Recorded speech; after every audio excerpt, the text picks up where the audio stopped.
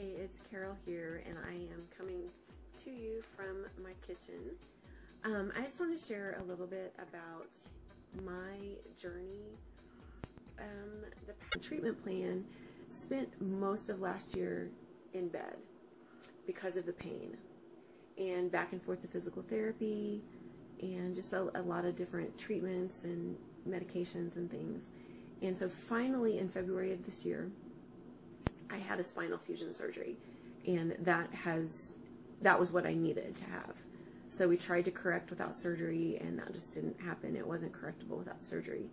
So I have been, well, and for several years, I've been kind of in a weight loss slump.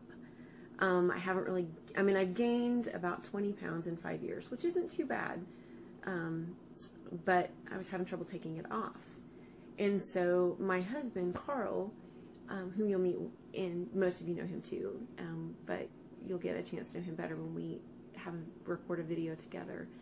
And actually, he decided several months ago to get on the keto bandwagon.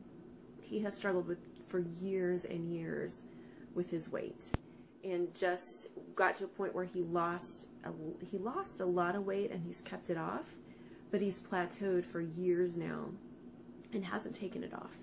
And we are both emotional eaters, and I am in the kitchen today because typically I don't like to be in the kitchen, and that is one of the reasons why we both have gotten in the place that we are, because my idea of cooking dinner would be to grab a processed box of Hamburger Helper, some chicken nuggets, throw in a canned vegetable, and call it good. You know, hey, I got some meat and some veggies going.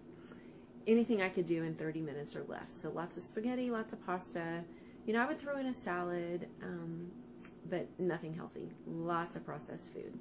And so I'm in my kitchen today because this is the place that I dislike the most in the house, just because I don't enjoy cooking. I cook for my family, but that's not my favorite thing to do in the house. I like to clean, you know, I just would rather be doing something else. So needless to say, have not eaten healthy over the years and have struggled with getting weight off. And I, at one point, had, the year that I turned 40, had run part of a marathon, and so really got a lot of weight off then, but I didn't keep it off because I didn't keep running, just due to a lot of things. So I'm not going to sit here and make excuses, just a lot of reasons why I didn't, and I didn't. It was my fault. So I didn't keep the weight off. And this past year of inactivity, thankfully I haven't gained just a ton of weight. I could have very easily, with the way I was eating and trying to make myself feel better, could have put on a ton of weight, but I didn't, thankfully. But Carl started eating keto and seeing some success with it, but you know, I wasn't helping him any. I was enabling him. You know, the nights that I wouldn't feel good, I'd be like, oh, would you go get me this? Or once I was up and about and trying to get out, I would go get my own junk food, and not making it easy on him. Well, about 8 weeks ago, a really, really good friend of mine was talking about what she was doing, and it was the same thing that Carl was doing, and she was having success. And great success. And she just happened to call me one morning with another question, and I had been talking to Carl about what I needed to do, and all of a sudden it just clicked when I was talking to her. This is what I need to do. And she told me, she said, only do it if you're completely serious. You have to be serious about doing this, or don't do it. Don't waste your time. And so I got serious that day. I had cupcakes in the house because it was the day after Mother's Day. I had Mother's Day cupcakes in the house. I threw the last one away. I love buttercream icing. I threw the last one away. I didn't eat it. I was like, I just have to do this. You know, I could have said, oh, I'm going to eat this cupcake and then I'll do it. But I was like, no, I just have to do it. So I did. And I've seen what I consider to be great success. I've lost 12 pounds in 8 weeks. And we have completely changed our eating habits. We have no sugar in the house. We have no flour, white flour. We have no brown sugar, no cornstarch. I threw the last of that out that I found.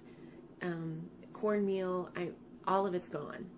Corn syrup, all of it is gone. I haven't used corn syrup in years, but I decided, you know, I don't even want to make it available for anyone else to use. And so we are eating as clean as we possibly can, and really enjoying it. I am finding there are lots of foods that I like that I can have. I'm finding good substitutes. I found a good bread substitute. I love bread. Zucchini squash works great for pasta. And it's, you know, people talk about it being expensive. Well, it is a little bit on the front end, but once you get those ingredients, like almond flour, coconut flour, things like that, it's really not. And once you get into it, changing your diet, changing your habits, you will find out that you're so much happier. And I don't want to cheat. Anytime I see something that looks good that I used to really love, I'm really getting to the point where I don't want to cheat. And so it's not really even tempting. So I just want to leave you with that for today. Just to tell you that you can, I just want to encourage you, you can change your eating habits. You can change what you're doing and feel so much better. So I'm going to leave you with that for today. I'm excited to get this uploaded, see who finds it, and how you connect with me and where we go from here.